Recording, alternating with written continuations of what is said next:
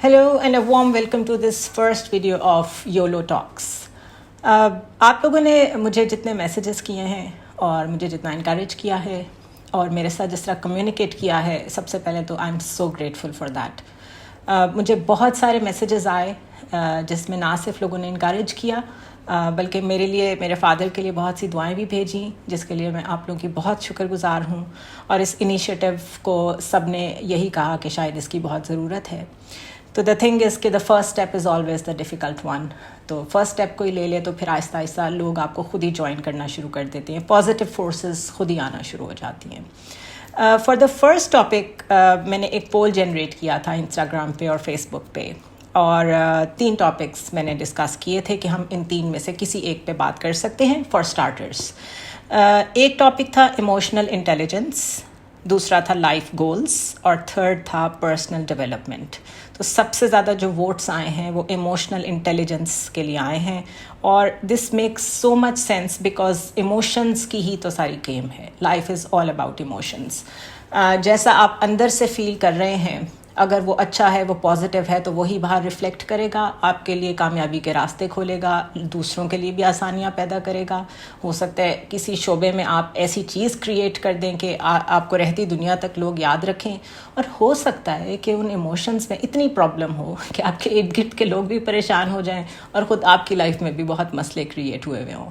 So emotional intelligence is to understand your own emotions, how to use them, how to manage them, और उनके ज़रिए से अपने maximum potential तक पहुंच के दूसरों के लिए एम्पैथी फील करना, कम्युनिटी में एक ऐसा वाइब्रेंट फिगर बन के रहना कि लोगों को आपसे फ़ायदा पहुंचे, नुकसान तो बिल्कुल ना पहुंचे, और फिर आप दूसरों के शूज़ में जाके फ़ील कर सकें कि दूसरा किस सिचुएशन में है. अगर ख़ुद आप प्रॉब्लम में हैं तो उसे एक्सप्रेस कर सकें, उसको मैनेज कर सकें. बिकॉज़ लाइफ में जो सबसे इम्पॉर्टेंट चीज़ जो हमें कोई नहीं बताता वो ये है कि इसका कोई एक टिपिंग पॉइंट नहीं है. It is a constant journey, और इसमें अप्स एंड डाउन्स आते रहते हैं. ह्यूमन सफरिंग इनएविटेबल है, ये हो ही नहीं सकता कि सफरिंग ना हो आपकी लाइफ में. तो जो चीज़ इतना परमानेंट फीचर है हमारी लाइफ का, अगर हम उसके बारे में बात नहीं करते और हम अगर उस पर एक्सप्रेस नहीं करते और उसके लिए हेल्प नहीं लेते, तो इसका मतलब है कि हम डबल सफ़र कर रहे हैं. जो तकरीबन इंटरनेशनली रिनाउंड यूनिवर्सिटीज़ हैं और कॉर्पोरेट्स हैं, वहाँ पे तो अब EQ टेस्ट कंडक्ट किए जाते हैं, इमोशनल क्वोशेंट, जिसमें वो इंटरव्यूज़ के ज़रिए, टेस्ट के ज़रिए जिस तरह IQ मेजर किया जाता है, वो आपका इमोशनल वेल बीइंग आपकी कितनी अच्छी है, कितनी बुरी है, आप कहाँ पे हैं, उसका एग्जैक्ट फिगर भी निकाल लेते हैं. और इट्स अ सिंपल फार्मूला जो कि इजीली एप्लीकेबल है, आप ख़ुद भी कर सकते हैं. आप उसे कहीं से भी गूगल करके easily you can find it out. It is really not that difficult, but उसकी ज़रूरत नहीं है बिकॉज कॉर्पोरेट्स को तो किसी वजह से उनकी ज़रूरत पड़ती है. When it comes to us, तो हमने तो सिर्फ अपने लिए ही अपने इमोशंस को मैनेज करना है. अगर इमोशंस अच्छी तरह मैनेज्ड हों तो आपकी कम्युनिकेशन, आपकी बॉडी लैंग्वेज, आपका वे ऑफ थिंकिंग, आपकी एस्पायरेशंस, आपके इर्द गिर्द लोगों का सर्कल कैसा है, आपकी फैमिली लाइफ कैसी है, आपका वर्क प्लेस एनवायरनमेंट कैसा है, आपकी रोड एंजाइटी कैसी है, आपका जो आपसे निचले तबके के लोग हैं उनके साथ रवैया कैसा है, आप अपने से रिच लोगों को कैसे परसीव करते हैं, उनके आगे इंटिमिडेट होते हैं या आप इतने कॉन्फिडेंट हैं कि आपको फ़र्क नहीं पड़ता कि आपके सामने कौन खड़ा है. ये सब कुछ डिटर्मिन करता है आपकी emotional health.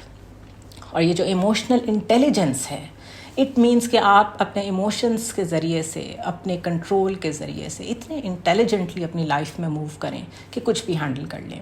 The best guide to emotional intelligence, और जो मैंने सफरिंग की बात की है कि ह्यूमन सफरिंग आप अवॉइड कर ही नहीं सकते, इसने हर हाल में आपके सामने आना है, कभी किसी शक्ल में, कभी किसी शक्ल में.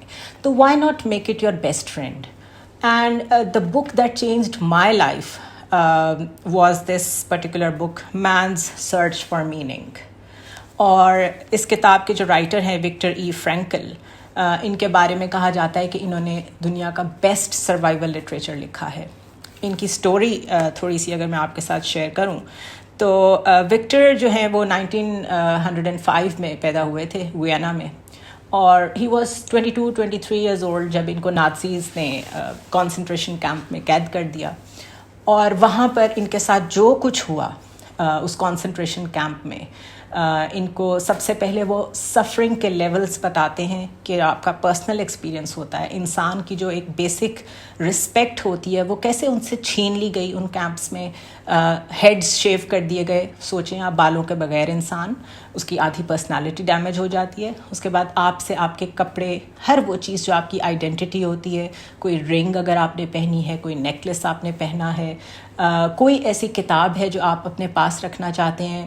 اگر کوئی مسلمان ہوگا وہ شاید اپنے پاس جیل میں جاتے ہوئے قرآن پاک رکھنا چاہے گا، کوئی یہودی ہوگا وہ اپنی کتاب رکھنا چاہے گا، بٹ وہ ڈپرائیو کر کے ہر چیز سے آپ کو ایک ایسی جگہ پر لے جاتے ہیں جہاں پہ اگر تو آپ اتنے ہیلدی ہیں کہ آپ ان کی مرضی کا کام کر سکیں. اور کام کیسا تھا؟ Total labour. وہ آپ سے میس گریوز کھدواتے تھے، وہی قبریں جن میں انہیں پتہ ہوتا تھا کہ شاید ان کے اپنے فیملی کے لوگ دفن ہو رہے ہوں. روز اس سفرنگ سے گزرنا، روز ایک ہی کپڑے پہننا، روز ہی بہت کم کھانا کھانے کو ملنا، جو کہ ان کی میل نرشمنٹ کا لیول یہ ہو گیا تھا کہ they could hardly recognise each other. تو اس ساری کانسنٹریشن کیمپ کی لائف کو وکٹر نے ایکسپلین کیا ہے، اور اس کے بعد بتایا ہے کہ کس طرح بھوک کے کیا ایفیکٹس ہوئے لوگوں پہ، جو لیبر تھی اس کے کیا ایفیکٹس ہوئے لوگوں پہ. پھر ایک ایک سگریٹ کے لیے یا ایک ایک روٹی کے ٹکڑے کے لیے لوگ کون کون سی باتیں ماننے کو تیار ہو جاتے تھے. جو کیمپ میں ہی لوگ تھے جن کو شاید اپنے لوگوں کے ساتھ کھڑے ہونا چاہیے تھا، جب وہ اپنی سفرنگ سے تنگ آ گئے، انہوں نے کس کس طریقے سے سرنڈر کیا. کتنے لوگوں نے سوسائڈ کر لی. جنہوں نے سوسائڈ نہیں کی اور سروائیو کیا، انہوں نے کس کس چیز کے ذریعے سروائیو کیا.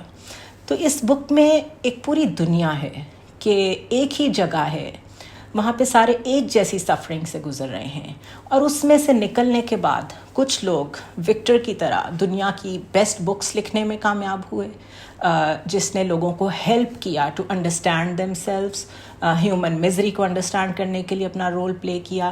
لیگو تھراپی کے نام سے انہوں نے ایک تھراپی بھی انٹروڈیوس کرائی جو کہ سائیکو تھراپی ہے.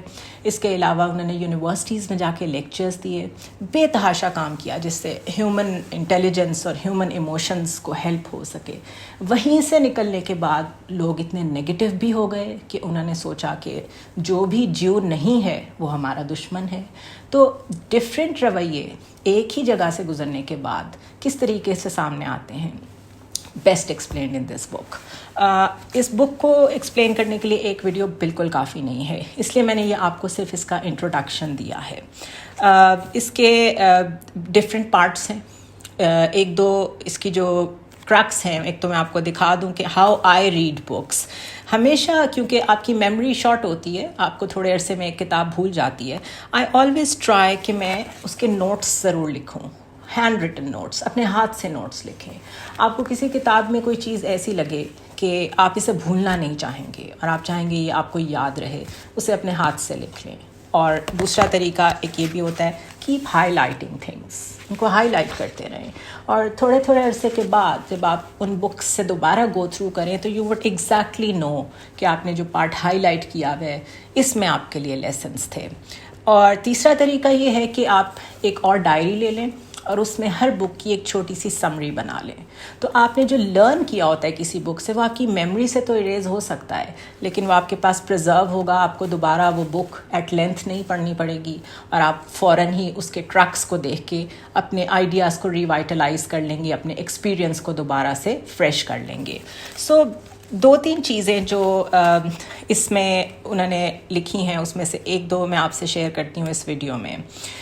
وہ کہتے ہیں کہ ریسریکٹ اگین اینڈ اگین. ریسریکشن ہوتی ہے دوبارہ زندہ ہونا، کہ لائف میں آپ کو کئی دفعہ لگتا ہے کہ you are dead, this is the end game, اب تو معاملہ ہی ختم ہو گیا. آپ کا کوئی مانیٹری لاس ایسا ہو جاتا ہے، آپ کی لائف سے کوئی لوڈ ون چلا جاتا ہے. Death is a reality, grief is a reality, لیکن آپ کو بار بار کھڑا تو ہونا پڑے گا. You don't have an option of not standing up again. یہ آپ پہ ہے، آپ کتنی جلدی کھڑے ہوتے ہیں، کتنی دیر سے کھڑے ہوتے ہیں، کس لیے کھڑے ہوتے ہیں.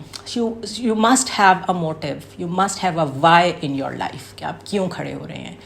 یہ آپ نے خود ڈیفائن کرنا ہوتا ہے. ہو سکتا ہے کوئی کسی اور کے لیے زندہ رہنا چاہتا ہو، کوئی کسی ایسے پرپز کے لیے زندہ رہنا چاہتا ہو کہ اس نے وہ اچیو کرنا ہے. جس طرح وکٹر یہ لکھتے ہیں کہ مجھے یہ تھا کہ میں نے یہاں سے زندہ نکلنا ہے بیکاز میں یہ سارے ایکسپیرینسز لکھنا چاہتا ہوں تاکہ میری طرح کوئی اور سفر نہ کرے, یا جب کوئی سفر کر رہا ہو اس کو ایگزیکٹلی پتا ہو کہ اس میں سے گزرنا کیسے ہے, کیونکہ وقت تو ہر طرح کا گزر جاتا ہے. So what he used to do, he used to think about his wife کہ میں جب یہاں سے نکلوں گا تو I will go and see my wife again. وہ کہتے ہیں مجھے ساتھ ساتھ یہ بھی خیال آتا تھا کہ شاید وہ تو زندہ ہی نہ ہو, کیونکہ جس میس لیول پہ جیوز کو مار دیا گیا تھا, زیادہ تر لوگوں کو کنسنٹریشن کیمپس میں ڈالا گیا تھا اور جو باہر تھے ان کو گیس چیمبرز میں بھیج کے مار دیا گیا تھا.